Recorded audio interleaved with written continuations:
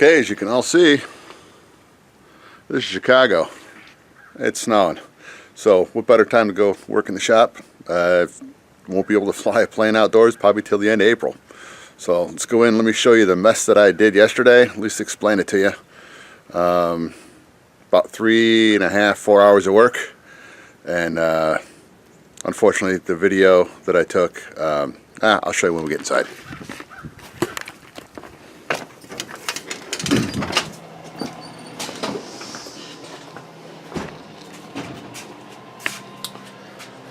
If you look at the first thing on the list of items needed for the build is check the camera speed.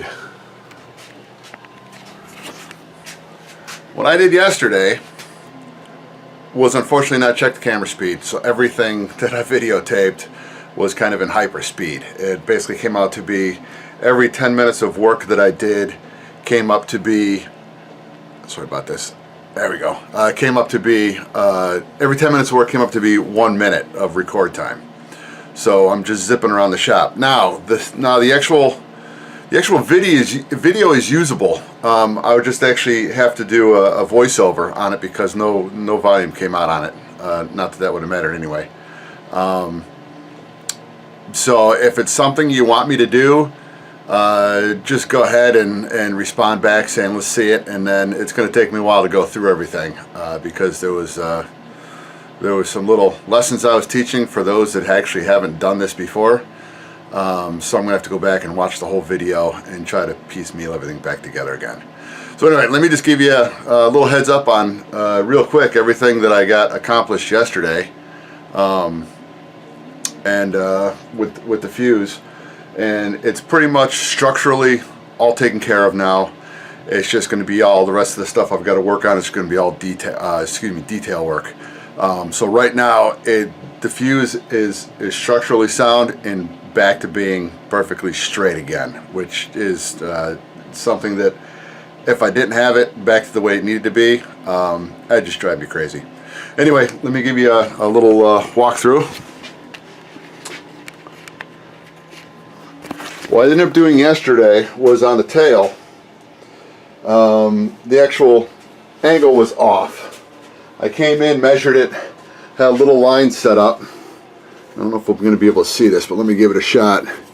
This right here is actually center of the fuse. So that's the area that I actually need to have the actual rudder pointing towards.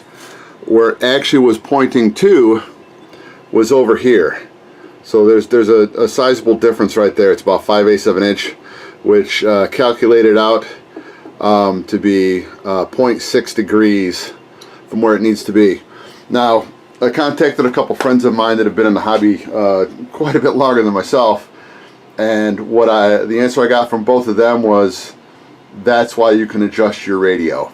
And I understand. It's typically that's what I would have done, but what I done last week was go ahead and get the vertical stabilizer straight again, and that was all done through the tail. You can actually still see the glue joints down there, and that is at a true 90 degrees to the fuse. So that one is nice and straight. Where the problem was not in the back. Let me get my pencil. The problem was not in the back. The problem was in the front, how it was attached. I came in, took measurement, and what I did was this. I used this as an actual reference point. Here is where I ended up lining it up to, because when I made measurements on the side, it was 1/8 of an inch that way. And actually, so it needed to be moved 1/8 of an inch the opposite way to make sure that everything was straight, because that's what it ended up being off. And when I made measurements up front, that's what it needed. So here was the original mark. Get my pencil working a little bit better than it is. Here is where the mark was when I actually drew this line and continued it out on the front. So this is where it had to come over to. So in the video, if I do actually put something together, you'll see all the work and all the measurement done. I actually took a piece of, it was my spruce. a big piece of spruce because it's straight. I actually clamped it to the trailing edge back here and then brought it up against the side of the front of the vertical stabilizer and then ran that all the way up to the front.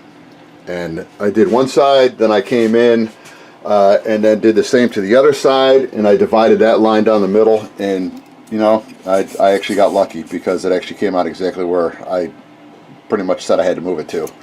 So that is back in, everything is straight, and Bud's a happy camper now. So after that, I came up front and I decided that I was going to pretty much remove the actual dashboard on it, because let's see if we can get enough light on the inside. I'm hoping.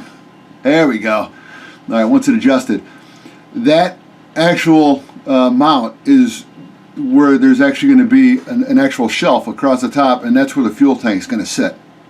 That's where it sat before, and I figured, you know what, if it worked there, let's put it back there again. But I wanted to be able to get it in and out if I had to, because the only way for me to actually get it out of the plane was to actually pretty much just rip out the little shelf that it was on. And if I've got the piece of material here somewhere, I think I had it. I thought I threw it out. Here it is. It's behind the garbage. Alright, this is the actual piece of wood, and I don't know if it's going to show up very well in the video. This piece of wood is just absolutely soaked with fuel and oil. So that will actually, you know, it's not going to be used again because it's soaked. So what I'll end up doing is I've got some light ply coming in. I'm just going to go ahead and before I put that into place, I'll actually pretty much glue a piece of hardwood, you know, probably pine or something, or hardwood, softwood. Anyway, across the bottom just to add some structure to it. But I'll actually make a mixture of 30-minute epoxy, thin it down with isopropyl alcohol, and just go ahead and actually seal it, so that way there's not going to be an issue. And the whole front of the fuselage up here was never sealed as well, so I'll just wipe this down with some alcohol just to try to get it dry again, and then before you know, pretty much everything, before the plane gets flown or the engine gets started, that'll actually be sealed as well. A couple little things I need to straighten out still. This piece here is I think it's going to be close enough to the middle where it needs to be. It should. This is the way my life works. It should be about a 1/16 of an inch over, but I think I'm just going to leave it the way it is, because that's, as of the only people that are going to know about this are me and anybody that watches this video. All right.